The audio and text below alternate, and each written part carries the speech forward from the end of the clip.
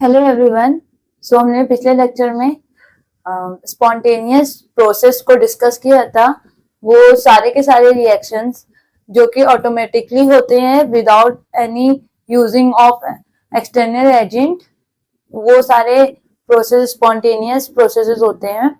ठीक है, उसके कुछ एग्जांपल्स लिए थे हमने, जैसे कि हीट ट्रांसफर होता है हायर एनर्जी टेम्परेचर से हायर टेम्परेचर से लोअर टेम्परेचर की तरफ, और ऑस्मोसिस का प्रोसेस देखा था जहां पे हायर कंसंट्रेशन से लोअर कंसंट्रेशन की तरफ वो शिफ्टिंग होती है। ठीक है, उसके और कुछ एग्जांपल अगर हम कंसिडर करें नेचुरल फिनोमिना, सारे के सारे फिनोमिना जो भी नेचुरल होते हैं वो मोस्टली रिवर्सिबल होते हैं, मतलब स्पॉन्टेनियस होते हैं, जैसे कि वाटरफॉल। ठीक है, वाटर का फॉल होना माने वाटर गिरना, जैसे कि झरना गिरना। झरना अगर ऊपर से नीचे की साइड गिर रहा है, ठीक है, नीचे गिर रहा है तो वो वापस ऊपर नहीं जाएगा।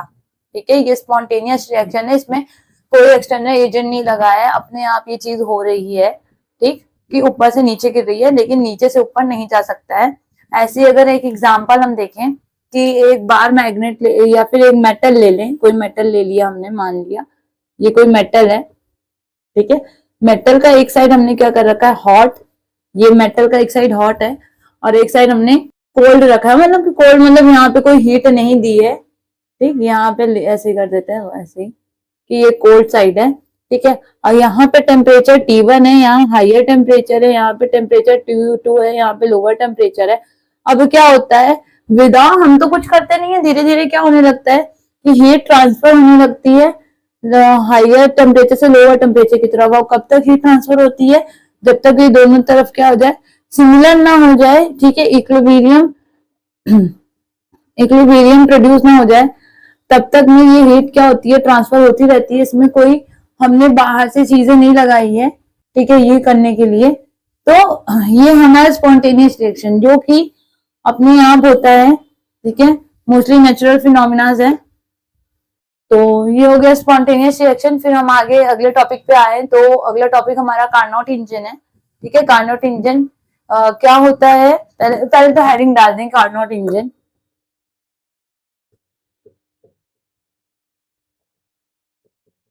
तो कार्नोट इंजन एक आइडियल इंजन है, मतलब ये इंजन बताया था इस इंजन के बारे में सैदी कार्नोट। सैदी कार्नोट साइंटिस्ट है। सैदी कार्नोट ने कार्नोट इंजन का कॉन्सेप्ट दिया था। इन्होंने इसमें कार्नोट साइकिल को इंट्रोड्यूस कराया था, मतलब सारे इंजन जो कि कार्नोट साइकिल को फॉलो करते हैं वो सारे के सारे क्या होंगे, 100% एफिशिएंट इंजन होंगे। 100% एफिशिएंट इंजन मतलब जितना की एनर्जी या फिर जितना की हीट हमने उस इंजन को स्टार्ट करने के लिए दिया होगा, उतनी टोटल अमाउंट की हीट हमारी क्या हो जाए, उतने टोटल अमाउंट की हीट हमें वर्किंग में मिले, वो हमारा 100% एफिशिएंट इंजन होता है, ये कि सादी कार्नोट ने दिया था। ठीक है, ये इंजन जो होता है ये एक आइडियल इंजन है। ठीक है, आइडियल का मतलब है, आइडियल इंजन का मतलब है कि जितना दे उतनी में पूरे में वर्क हो जाए। ठीक है, जितनी एनर्जी दे। इंजन क्या होता है, इंजन क्या हुआ, कोई भी हीट एनर्जी को चाहे हम बाय लिक्विड हीट दे रहे हैं चाहे बाय गैस हीट दे रहे हैं, हीट एनर्जी को वो मैकेनिकल एनर्जी में चेंज कर दे। मैकेनिकल एनर्जी में चेंज कर दे मतलब, मैकेनिकल एनर्जी में चेंज होने का मतलब है कि हमें उससे कोई ना कोई वर्क मिले। ठीक है, वो हमारा होगा। और इनके इंजन के हिसाब से क्या था कि जितनी हीट दे रहे हैं, मान लो अगर हम मान लो अगर हम 100 कुछ भी ले लो, क्वांटिटी 100 कुछ की हीट दे रहे हैं और टोटल हमें क्या मिल जाए 100। ऐसे ही है कि आपने अगर 100 मार्क्स का एग्जाम का पेपर दिया और आपको टोटल 100 मिल जाए तो आपकी क्या हो जाएगी, एफिशिएंसी 100% हो जाएगी। ठीक है, इसकी मतलब जितना आपने वर्क लगाया उतना आपको मार्क्स मिल गए, 100% एफिशिएंसी हो गई आपकी। वैसे ही अगर कुछ हम जितनी हमें हीट दी उतना ही हमें मैकेनिकल एनर्जी मिल जाए, उतना ही हमें वर्क मिल जाए, सो तो हमारा वो इंजन क्या हो जाएगा, एक आइडियल इंजन हो जाएगा। इसमें आगे हमने बात की थी कि कार्नोट साइकिल या फिर कार्नोट इंजन में 4 प्रोसेस होते हैं या फिर 4 फिनोमिना, 4 ऑपरेशंस होते हैं, जिन्हें की 4 स्ट्रोक्स भी, कई बुक्स में 4 स्ट्रोक्स भी है, तो 4 स्ट्रोक्स होते हैं, जिनमें की पहला क्या होता है, आइसोथर्मल एक्सपेंशन, दूसरा एडियाबैटिक एक्सपेंशन, तीसरा isothermal compression, fourth adiabatic compression. Isothermal adiabatic के बारे में हमने बताया था, बात की थी कि आइसोथर्मल जो होता है, आइसोथर्मल प्रोसेस एक थर्मोडायनेमिकल प्रोसेस है, जिसमें कि टेम्परेचर क्या रहता है, कांस्टेंट रहता है। इन चीजों को एक बार और रिवाइज कर लें। आपके सिलेबस में आइसो कार्नोट इंजन नहीं है, बट कार्नोट इंजन उसी पे बेस्ड वर्क करता है, कार्नोट साइकिल पे, तो आपको उसको अलग से पढ़ने की जरूरत नहीं पड़ेगी। बाय चांस आपके में क्वेश्चन आ जाता है कि कार्नोट इंजन बताओ, तो कार्नोट इंजन आप कुछ नहीं लिखेंगे, पहले तो आपकी हेडिंग ही होगी कि Carnot engine. Carnot engine work करता है कार्नोट साइकिल पे। और कार्नोट साइकिल में क्या होता है, मेनली 2 प्रोसेस होते हैं, जिसमें कि एक क्या है, फर्स्ट है आइसोथर्मल प्रोसेस, सेकंड क्या है, एडियाबैटिक प्रोसेस। ठीक है, आइसोथर्मल प्रोसेस इसमें ब्रैकेट में लिख सकते हैं कांस्टेंट टेम्परेचर,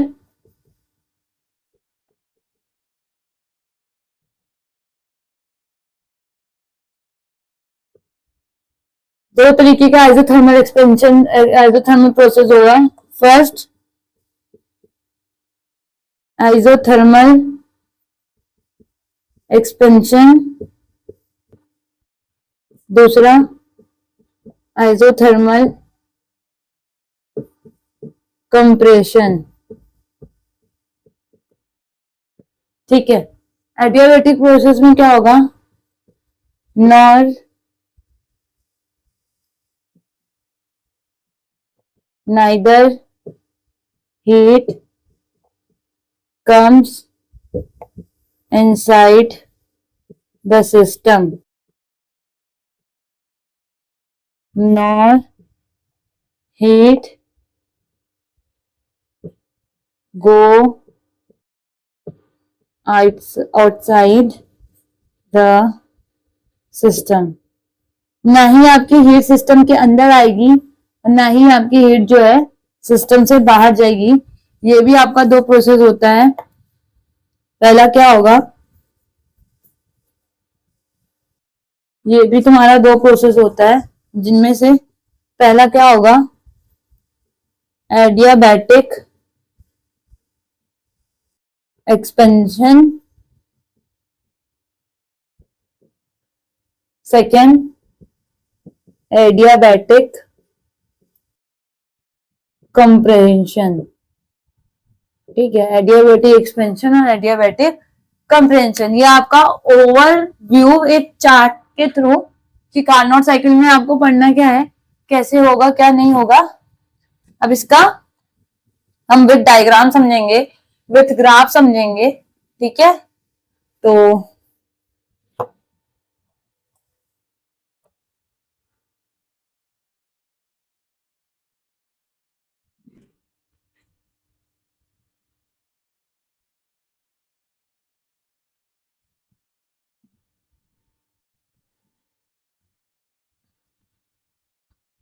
ठीक है, तो इस इंजन में क्या होता है, इसमें क्या होता है, कार्नोट साइकिल कैसे हो रही है। ठीक है, यहाँ पे एक ग्राफ, ठीक है, यहाँ पे बनाते हैं।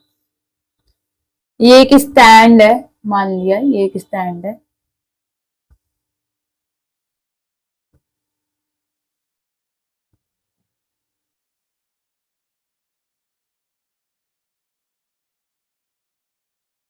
इसमें यहाँ पे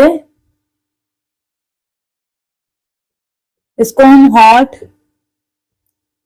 रिजर्व वायर कह सकते हैं, या इसको हम सोर्स कहेंगे। थर्ड, इसका टेम्परेचर जो होगा T1 मानेंगे। ठीक, ये आपका बर्फ है मान लो, ये कोल्ड रिजर्वायर,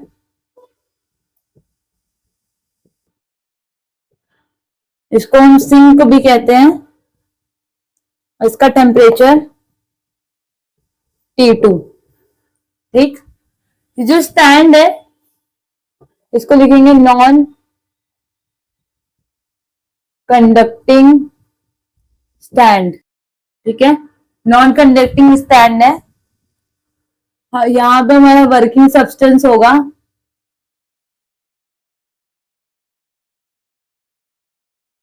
एक सिलेंडर, जिसमें कि ये पिस्टन है।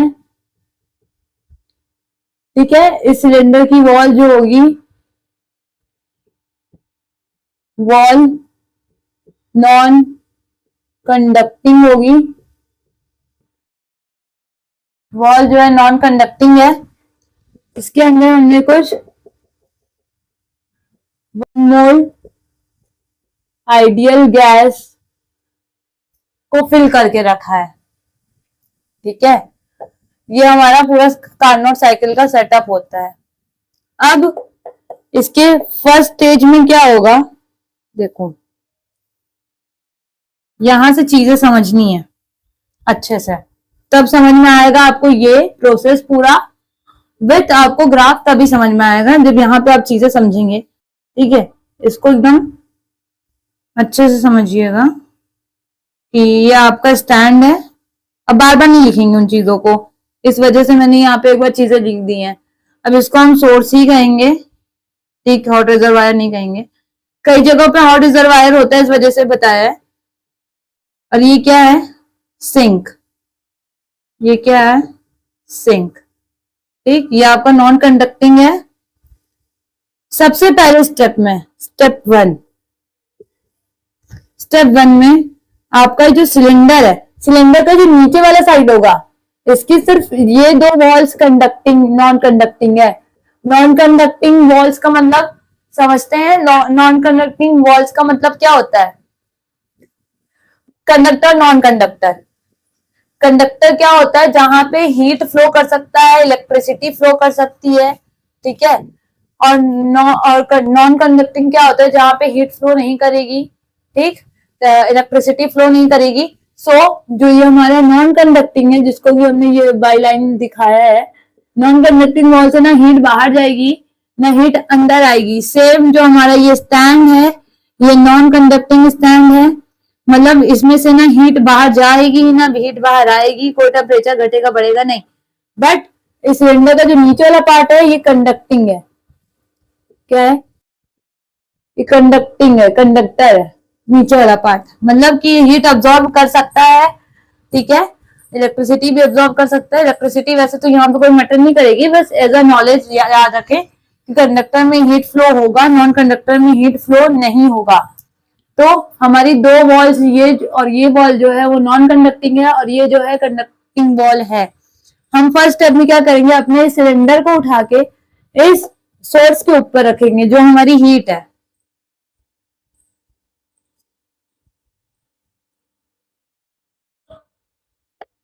ठीक है, अपने सोर्स के ऊपर हम क्या करेंगे, इसको इस तरीके से रखेंगे।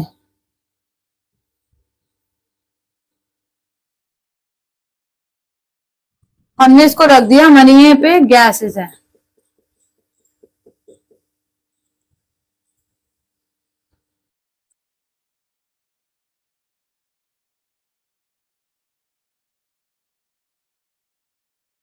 ठीक, अब क्योंकि नीचे की सिलेंडर का नीचे का साइड क्या बताया गया है कि कंडक्टर है, तो यहाँ ये सोर्स से क्या लेगा।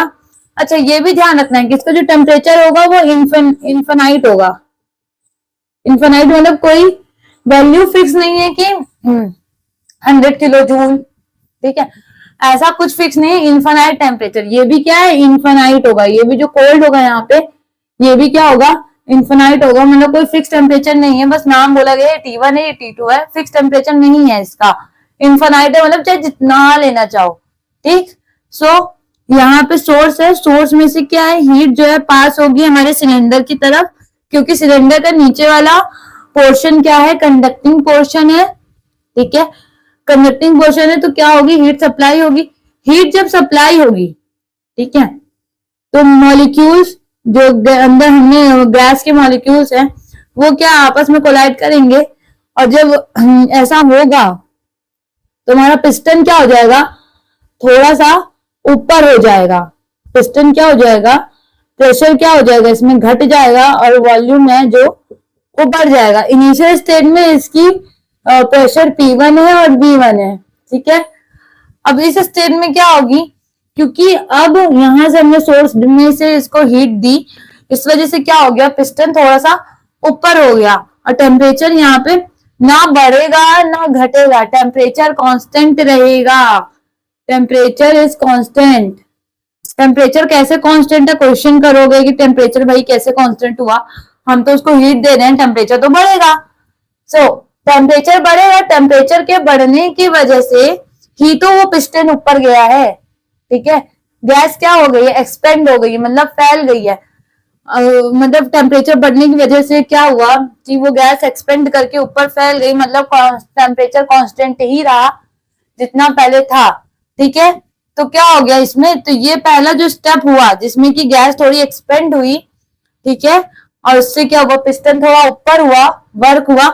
जब गैस एक्सपेंड हुई तो यहाँ पे क्या हो गया, वॉल्यूम बढ़ गया। वॉल्यूम जो यहाँ पे पहले इनिशियल स्टेट में V1 था, अब वॉल्यूम क्या हो गया, थोड़ा सा बढ़ने की वजह से V2 हो गया।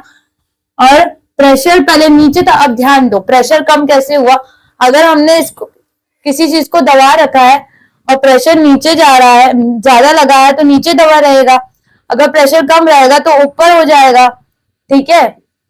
तो प्रेशर कम हुआ है तो ये ऊपर हो गया है, ठीक, हमारा पिस्टन।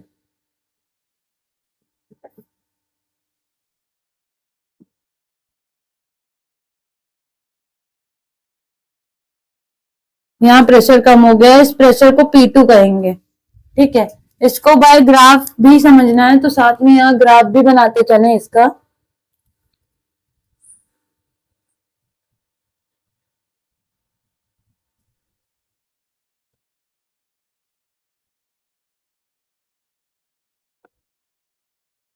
ये प्रेशर इधर साइड रहेगा वाई एक्सिस पे, और वॉल्यूम इधर रहेगा, ठीक है। इसको पीवी ग्राफ भी कहते हैं,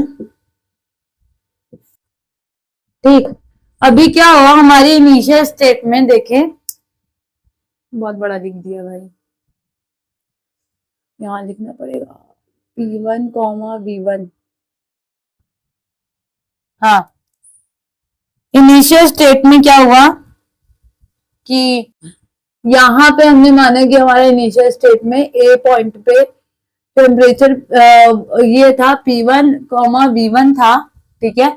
अगले में क्या हुआ कि हमारा जो है अचानक से क्या हुआ, घटा। देखो वॉल्यूम इस साइड में बढ़ेगा और प्रेशर जो है नीचे की तरफ जा रहा है, प्रेशर ऊपर जाएगा तो बढ़ना चाहिए, वॉल्यूम इधर जाएगा तो बढ़ना चाहिए। क्या हो रहा है कि वॉल्यूम जो है नीचे, वॉल्यूम बढ़ रहा है, मतलब वॉल्यूम पहले इधर था वो आगे की तरफ गया, बट प्रेशर पहले ऊपर था, अब क्या हो गया, ऊपर से नीचे आ गया, मतलब प्रेशर घटा। बी पॉइंट पे क्या हो गया, P2 V2 हो गया, जिसमें कि वॉल्यूम बढ़ा आगे की तरफ और प्रेशर क्या हो गया, कम हो गया, ठीक है। अब अगले पे जाएं, अब हम क्या करेंगे, हमने जो अपने ये उठाया है सोर्स पे रखा है, यहाँ पे टेम्परेचर बढ़ा है, अब इसमें क्या करेंगे हम अगले स्टेप में, स्टेप 2 में, स्टेप 2 में क्या करेंगे कि अपने सिलेंडर को हमने यहां से उठाया और उसको नॉन कंडक्टिंग स्टैंड पे रखा, मतलब यहां पे रख दिया अब, ठीक है, यहां पे रख दिया।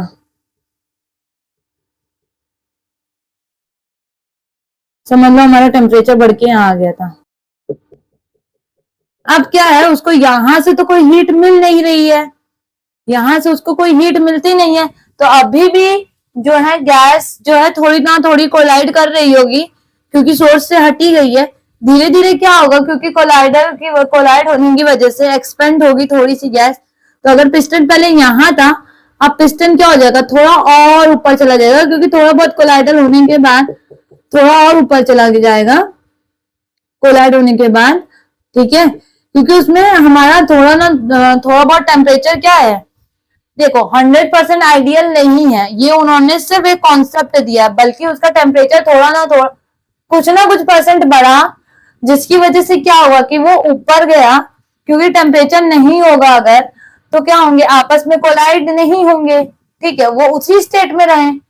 लेकिन क्या हो रहा है यहाँ पे, ये ऊपर बढ़ रहा है। ऊपर क्यों बढ़ेगा, जब कोलाइड बढ़ेगा, कोलाइड क्यों होगा ज्यादा, क्योंकि जब टेम्परेचर ज्यादा होगा तो कोलाइड्स होंगे।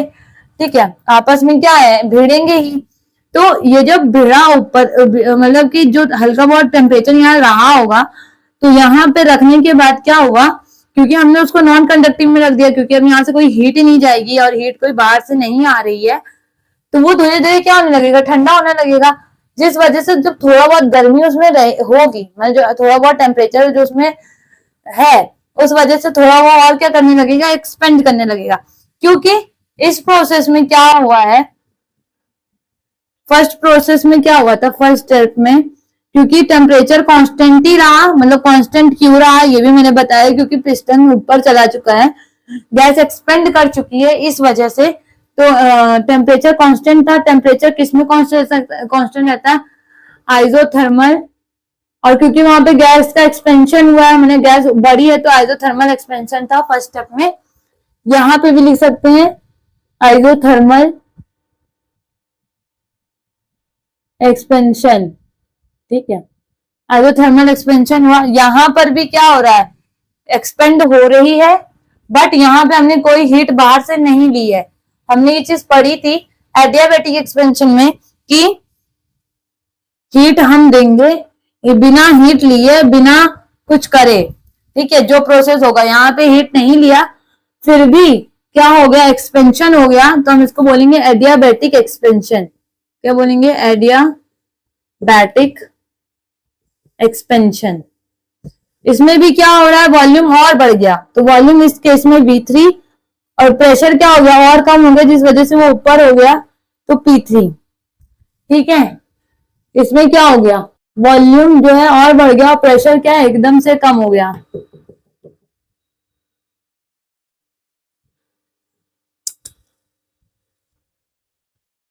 प्रेशर क्या है, और कम हो गया। ठीक, वॉल्यूम बढ़ गया, प्रेशर क्या है, और कम। प्रेशर बहुत ही ज्यादा गिर गया, एकदम ही प्रेशर गिर गया, क्योंकि देखो पहले में पिस्टन एकदम नीचे था, अब पिस्टन एकदम क्या हो गया, ऊपर हो गया है। अब क्या हुआ कि एकदम ही क्या है, नीचे गिर गया प्रेशर। प्रेशर एकदम नीचे आ गया, वॉल्यूम उतना नहीं बढ़ा। फर्स्ट केस में वॉल्यूम बहुत बढ़ता है, मतलब फर्स्ट केस में जो आइसोथर्मल एक्सपेंशन हुआ उसमें वॉल्यूम बहुत बढ़ता है, लेकिन उस सेकेंड केस में वॉल्यूम ज्यादा नहीं बढ़ता है। ठीक है, P3 V3, प्रेशर बहुत तेज घटता है। ठीक है, ये हमारे यहाँ पे हो गया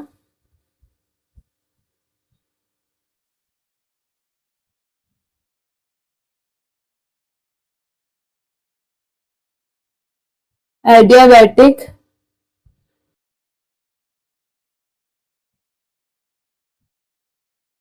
एक्सपेंशन। ठीक है, एडियाबैटिक एक्सपेंशन हुआ। अब हम क्या करेंगे, इससे को उठा के क्या कर देंगे, सिंक पे रख देंगे। इतना पूरा उठा के क्या करेंगे, हम सिलेंडर को सिंक पे रख देंगे। ठीक है, सिंक पे हमने सिलेंडर को रखा।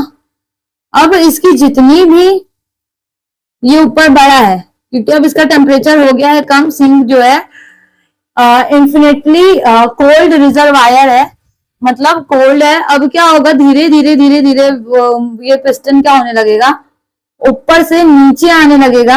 अब क्या हो रहा होगा, वर्क क्या हो रहा होगा, वर्क में क्या है, अब हमारा जो प्रेशर है वो बढ़ जाएगा, क्योंकि प्रेशर ऊपर से नीचे आ गया। गैस जो है अब कंप्रेस हो गई है, दब गई है। इस केस में हमने प्रेशर को P4 और वॉल्यूम को V4 माना। अब क्योंकि यहाँ पे भी हमारा सोर्स यूज हुआ है, ठीक है, टेम्परेचर घटा है, टेम्परेचर घटा है, टेम्परेचर को क्या करा गया है, मतलब लो करा गया है, लेकिन टेम्परेचर फिर भी हमारा कांस्टेंट ही है। क्यों कांस्टेंट है? क्योंकि अब के केस में कांस्टेंट का मतलब क्या निकलता है, कांस्टेंट टेम्परेचर कांस्टेंट है। क्यों कांस्टेंट होगा? इसी वजह से क्योंकि कंप्रेशन हो गया, गैस अब क्या आ गई है, नीचे आ गई है। इस केस में भी हमारा टेम्परेचर कांस्टेंट था, टेम्परेचर को हमने कोई भी नुकसान नहीं पहुंचाया, ठीक। सो पिस्टन थोड़ा नीचे हुआ, टेम्परेचर कांस्टेंट है, तो थर्ड प्रोसेस में क्या हो गया हमारा, आइसोथर्मल कंप्रेंशन, ठीक है, आइसोथर्मल कंप्रेंशन। इसमें क्या हो गया, प्रेशर बढ़ गया, वॉल्यूम घट गया। अब ये देखो, वॉल्यूम पीछे की तरफ गया, घट गया वॉल्यूम, ठीक है, और प्रेशर क्या हो गया, बढ़ गया, तो प्रेशर ऊपर की तरफ आएगा, थोड़ा प्रेशर क्या हो जाएगा, बढ़ जाएगा, तो प्रेशर थोड़ा ऊपर की तरफ आएगा ऐसे, और वॉल्यूम क्या हो जाएगा, घट जाएगा। सी पॉइंट, ये डी पॉइंट, यहां पे हमारा क्या हो गया, आइसो थर्मल कंप्रेशन, ठीक है। अब फोर्थ में क्या करेंगे, हम फिर से इस सिलेंडर को अपने उठाएंगे और इस पूरे सिलेंडर को हम फिर से नॉन कंडक्टिंग स्टैंड पे रख देंगे। समझ लो कंप्रेशन यहां तक हुआ होगा। अब क्योंकि हम इसको कोई कोल्ड पे नहीं रख रहे हैं, कोई टेम्परेचर नहीं प्रोवाइड कर रहे हैं, धीरे धीरे क्या होने लगेगा, हम क्या करेंगे उसको, तब तक सॉरी, तब तक पिस्टन को नीचे आने देंगे जब तक इसका इसका प्रेशर और इसका वॉल्यूम हमारा फर्स्ट स्टेज की तरह ना हो जाए, ठीक है। फोर्थ स्टेप में फर्स्ट स्टेज की तरह जब तक नहीं हो जाएगा उसका, तब तक हम इसको करेंगे, जब तक इसका जो है प्रेशर P1 और वॉल्यूम क्या है V1 ना हो जाए, तब तक हम ये करेंगे। क्योंकि अब इसमें कोई हम हीट नहीं दे रहे हैं, कोई हम कोल्ड नहीं दे रहे हैं, ठीक है, तो कोल्ड नहीं दे रहे हैं, कुछ हीट नहीं दे रहे हैं, ठीक है। तो इस केस में क्या होगा, एडियाबैटिक, क्योंकि गैस जो है अब कंप्रेस कर रही है और नीचे आ रही है, तो हम इसको क्या कहेंगे, एडियाबैटिक कंप्रेंशन, ठीक है। अब इसमें क्या होगा, वॉल्यूम एकदम फर्स्ट पे चला जाएगा, और नहीं, प्रेशर एकदम फर्स्ट पे चला जाएगा, वॉल्यूम भी घट के क्या हो जाएगा, एकदम फर्स्ट स्टेप पे चला जाएगा, ऐसा। तो ये क्या हो जाएगा, एडियाबैटिक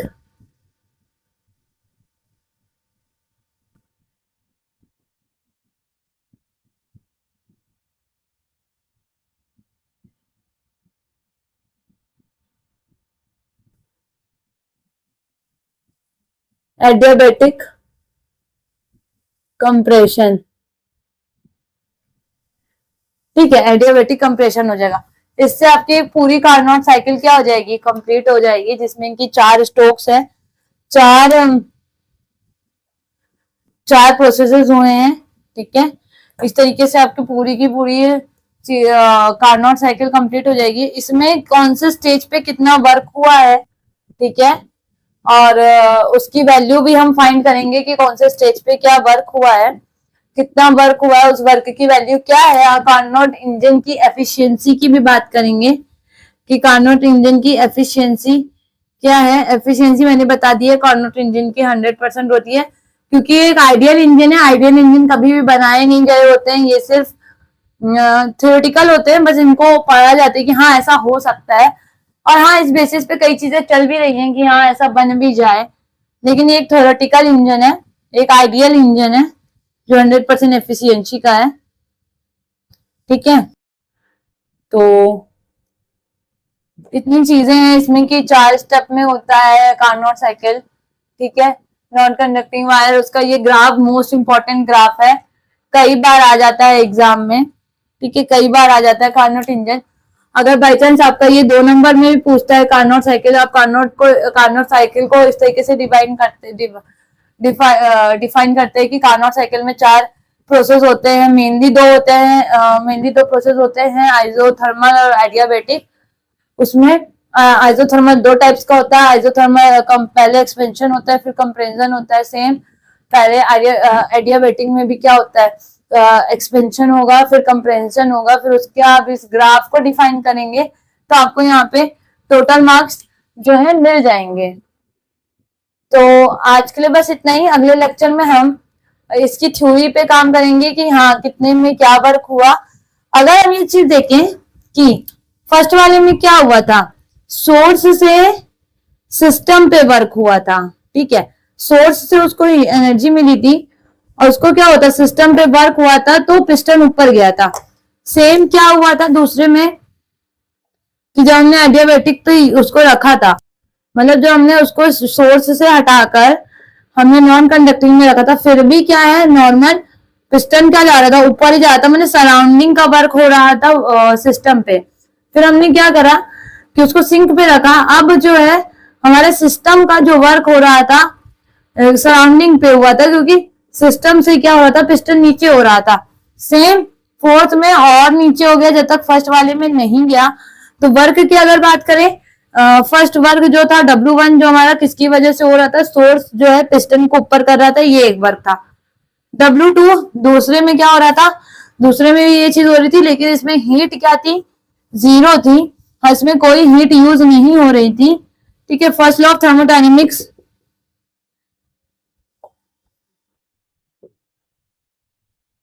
सबको याद होगा, capital U is equal to Q plus W, ठीक है।